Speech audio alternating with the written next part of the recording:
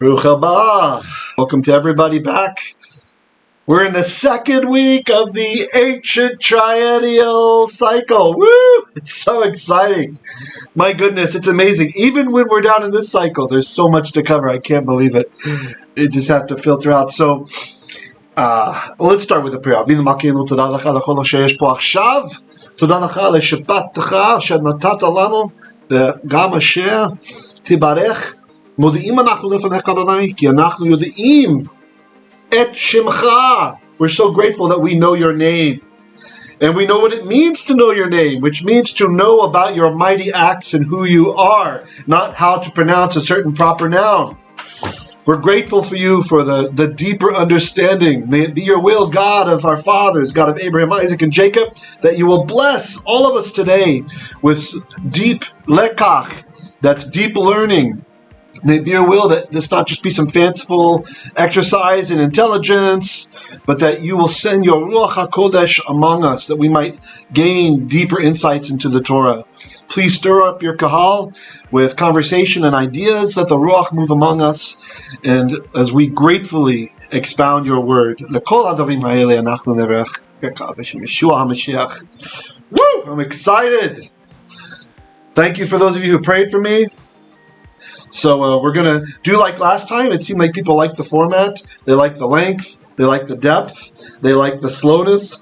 So we're going to do that. Let's take what works, huh? And I really hope you'll all be blessed. And I just ask you, if you watch a video, by the way, last week's Drash is all up in 4 parts. If you watch a video and you do actually like it, could you please click like? Toldot Hashemayim. These are literally the generations of the heavens. Ooh, it's like Star Wars. So, these are the generations of the heavens. It goes on to say Va'aretz, and of the world, the earth, rather. So, the word earth, Haaretz, is interesting because it limits the domain to our planet. Haaretz does not mean Ha'olam, the universe, right? Or the world, more generally. So, there we go. I'm just tickled pink to have another name for another parashah. So what will happen is the triennial parashahs, they are going to line up. You know, we still will read, we'll start with, for example, Noach. In a few weeks we have Noach. Okay, it's going to line up there. But all that's in between, in the segments, Dan and I were talking about this yesterday, they just seem so much more logical, right? The breakdown, where things are. And this is in the masorah, like I showed you guys in the Codex last week. These markers are there. These are ancient. This is not something that we're just making up, or that the book that I bought that's helping us find the Haftarot, that's making things up. They're there. This is what people were reading in the days when Yeshua walked the earth. They were doing it this way, a 3.5-year cycle. And I'm just so blessed to be doing this with you guys. I hope you're enjoying it too. Torah Portion Eyleh, toldot Hashemayim. So here it is, in case you didn't read it, and I misspelled triennial cycle up there. My bad, I'm not going to fix it right now. Triennial. It's the 3 of Eil. Okay. So the Torah reading is Bereshit, chapter 2, verse 4. Okay. Now notice if we had been doing the annual cycle, last week was like the first 6 chapters already. Through. Right? We're on Noach already today. But not now. Not now. We get to chew on it, ruminate on it, enjoy. And I'm really happy with those of you who share the enthusiasm. That amps me. It gets me excited to teach also. I feed off that emotional juice like an emotion zombie. It's really useful. So thanks for sharing. And the positive feedback I appreciate you gave me last time about the length of the drash and that kind of stuff, I really appreciate it. That helps me to form up better drashot to serve you guys better. So here we are. So it's chapter 2, verse 4, and we go all the way to 3, verse 21. But I'm not going to make it that far today. Even that seems like a lot right now. The Haftarah starts in Yeshayahu chapter 51, verse 6. All right, and the general rule of thumb, if we don't know the exact ending of the Triennial Haftarot, is you end on a happy note.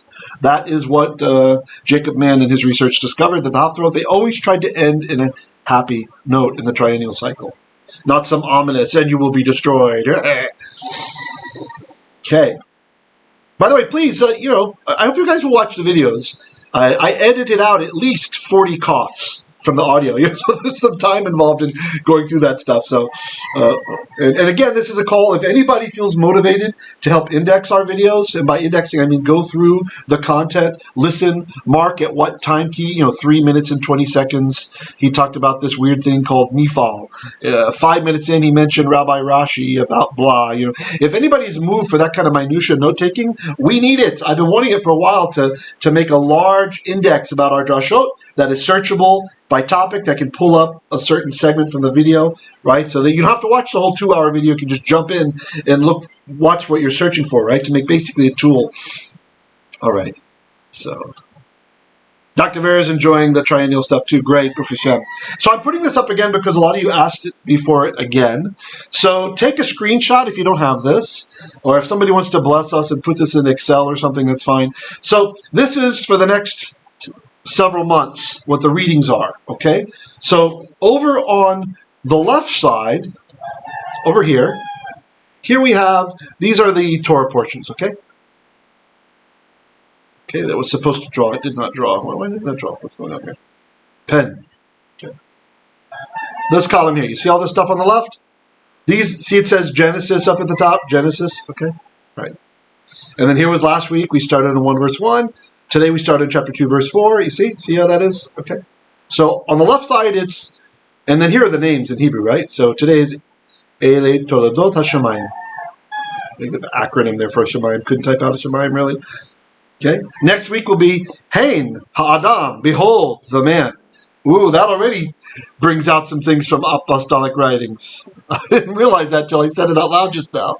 Ooh, I know what I'm going to talk about. I call dibs on behold the man. Just kidding. Now over on the right side, those are the Haftarah readings, at least where they start. Okay. And when this book actually makes it here from America, I'll be able to give you some better definitions on this. I had a friend who scanned this for me. I asked him to scan some of the pages and then send the book on to my Malak Bayan box. So who knows? It'll be here in a couple months. All right. So you see how they line up? They line up across. Just go across like that. Okay? If you want to see the Haftarah readings, at least where they start. Okay? All right. The Torah is very clear. It ends 1 verse before the next chapter, right? So you see, so today 2 verse 4, and then we end 3, not 22, but 21. Okay? All right, enough of that. Hope you got your screenshot. Changing in 5, 4. Shabbat shalom, achi. Okay, right. And this was just, I left this up from last time. This is the Leningrad Codex, the Westminster Leningrad Codex. And the first Parshah, the way I found where it ended, because I didn't have the scan from the book yet, was actually from the masorah. You can see it in the masorah. Let me see, where's that picture? Oh, here it is. Here it is. Okay. So if you look, right, highlight. If you look here, see this? Samech, the giant Samech? That means that's where the next Torah portion is. And if you look, here it says, Eyleh toldot hashemayim v'haaretz. Right, see, there it is. So it is in our tradition. This is ancient stuff, guys. This is not, it really, really exists. It's really something. So, Baruch Hashem.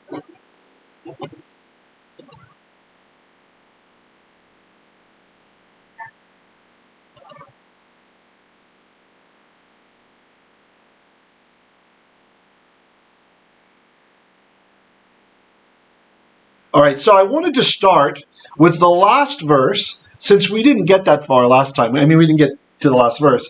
I wanted to start today with the last verse of last week's Parashah. Okay, so Breshit Triennial. All right, so this would be Genesis chapter 2, verse 3. All right, just to show you how nuanced the Torah portions are, really, with their subject matter. So, there's other stuff I want to talk about too. I got to filter. All right, fine. So, last week's Parashah ends with a phenomenal theological, gigantic boom of a statement. It's just fantastic. Just fantastic. Watch your microphones. Please don't. Make sure you're muted, guys. Okay? All right. It's fine to type chat questions, but no audio, okay? Thanks. So look at it. It's just really something. So here we are. Verse 3, what it says. It says, Vayvarech Elohim et Yom HaShavi'i, Vaykadesh Oto. So, Elohim blessed Yom HaShavi'i, the seventh day. Vaykadesh, and he designated it as holy. Vaykadesh Oto. It has a special designation. Some translate the Piel sanctified. It can be sometimes. Usually we use the Hefil form. It'd say we'd actually expect to have like Vayakdish is what we would expect for it to be if it's really sanctified. So by Piel, it's a stronger version of Kadash. So Kadash is to be holy. And then when you strengthen that with the Piel binyan, the digrun stam, you make the second letter stronger with a little dot there inside, it means to designate something as holy. Okay? It is literally set apart. It's been designated. So this whole concept that the Goyim have of, I take my Sabbath on Wednesdays because that's when it's easier for me with my job. No. No. It doesn't say he picked a concept. It doesn't say that God came up with some concept for a Sabbath day. It says, which day? At Yom HaShavi'i, the seventh day. See that definite article there? The seventh day. He took that day. Which one? The seventh one. And he said, you know what? This is the one that I care to give a name to. This is the one that I care to designate. Ha means the in Hebrew. Ha, as in halatoshes. The. Which day? Yom HaShavi'i, the seventh day. And there was an interesting thing I wanted to show you guys, but time and coughing and all that stuff. I was setting up to show you last time that in each of the days of creation leading up to the day of the creation of man, we did not have a ha on the day of the week, right? We have Yom Echad, right? Yom Shanit, etc., etc., etc., etc. First day, second day, third day, but then finally, when we've come to the creation of man, it gets Yom HaShishi, and so the Rashi talks about the reason for the hay being there is that it represents the number 5, which reminds us of the 5 books of the Torah, that man was created with Torah in mind, and that Torah actually was used in the creation of man. That I think the Midrash Breshit Rabbah goes into it a bit more. That's what Rashi's drawing off of. Anyway, that's fine. So maybe we'll fill in those slides or not. So here we have another the seventh day. So we have the day for the creation of man, we have the seventh day. HaShavi'i. And that's the one that Hashem designates as holy. And you have to keep in mind, there's no Torah given to mankind yet. The Torah is Bashamayim Mimal. It's up in the heavens above, right? It's not been given to humans yet. Some might say it hasn't been created yet. That's fine. Whatever way you want to look at it. And so, when you're speaking with someone, when you're trying to share with someone about the blessings that there are in obedience to our Father, in loving Him through obedience, and you bring up Shabbat, Yom HaShavi'i, if the person responds, well, we're not under the law anymore, you don't need to get sucked in to that bait. You don't have to be pulled into that argument. You can say, okay, but this is not even when the law had been given. Humans were just created. There's no Jews yet. There's just Adam and Hawa, and that's it. No Jews. There's no Israel. There's none of that. That's what you remember. We talked a few weeks back about the God divided the nations according to as we didn't side with the masorah that says the mispar b'nei Israel, the number of the children of Israel, because it didn't make sense because there's no Israel yet. So instead we sided with the Dead Sea Scrolls, which said according to the mispar b'nei Elohim, the children, the sons of God, according to the sons of God, which He assigned over the nations, right? And also the Septuagint had it that way.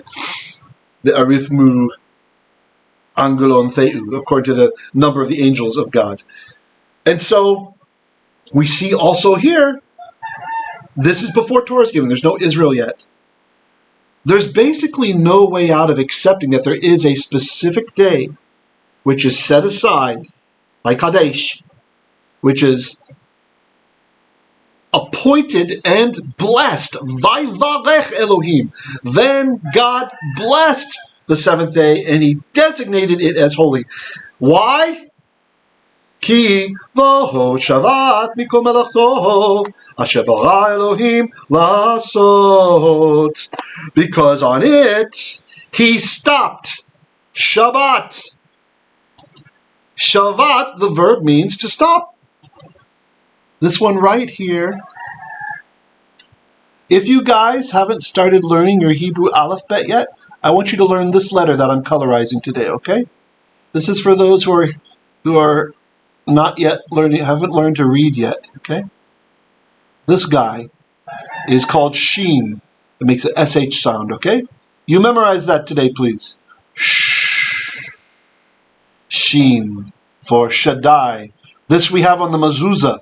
It reminds us of El Shaddai, God who provides. Or for some reason it comes into the Greek Pantokrator, the Almighty. So Shabbat. Shabbat means stop working. Or just stop. Stop working. Ki, because on it, Shabbat, that's Elohim is the subject. He stopped working. Mikol melachto, from all of his malacha. Malacha is the general word for work. There's this concept with Hebrew words I've been sharing with my Hebrew students that I think is useful for everybody. Oh, look, Joshua makes a comment about Arabic. He says in Arabic, shiyn oftentimes goes into Arabic and Aramaic as a th sound. So he says that in Arabic, Sabbath means to stand still. Oh, very interesting. Oh, yeah, you're saying what I said there about the shift between the languages. Very interesting. Stand still. Huh. So, malacha, it means any kind of work. That's the general meaning. Malacha. It means typing on a computer. It means digging a ditch. It means, if you're a boxer, punching someone in the face, whatever. That's all malacha. All right? If it's brought down to earth and it's connected to other words having to do with work, like avodah, then malacha is like white-collar labor. That's like the computer work, right? That's like you're in the air-conditioned room, office with a fan on you, working with your mind, right? Then that's malacha. But if it's by itself, it's any kind of work. Okay, so the text is hinting, even before the command is given about this Shabbat, that all kind of malacha should be stopped. Because we're told on it, meaning Yom HaShavi'i, the specific seventh day, not Sunday, not Wednesday, not whatever day you feel like.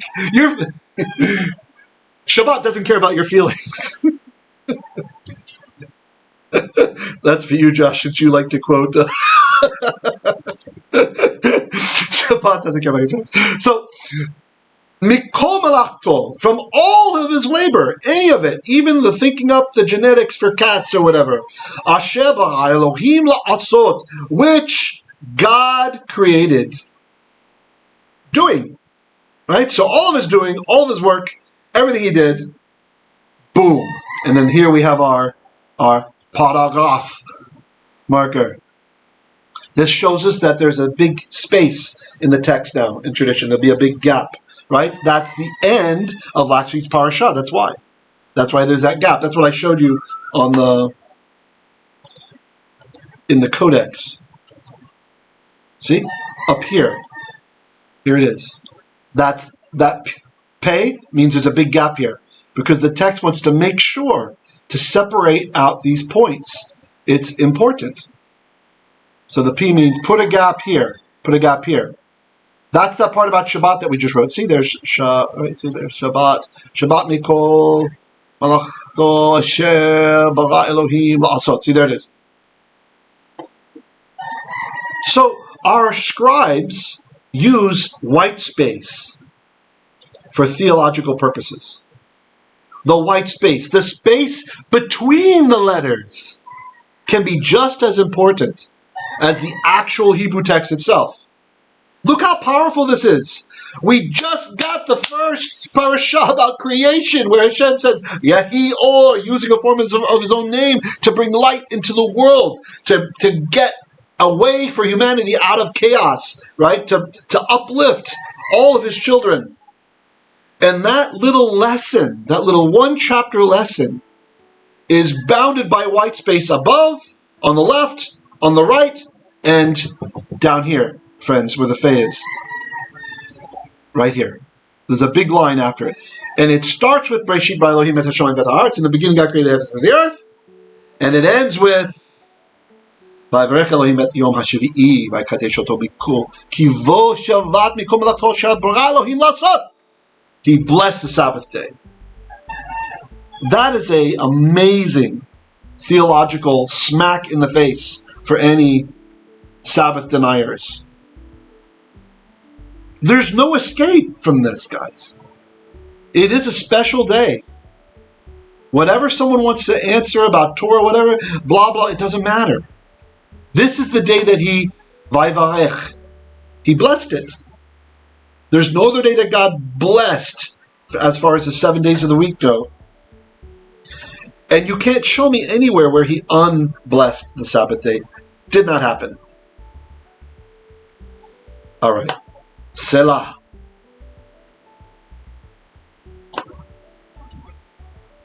Oh, I forgot I had that visual aid there. I didn't have to go back to those other slides. There's our Samech marker. Yay. Genesis 2 verse 4. And no, they didn't write English Genesis 2 verse 4 there.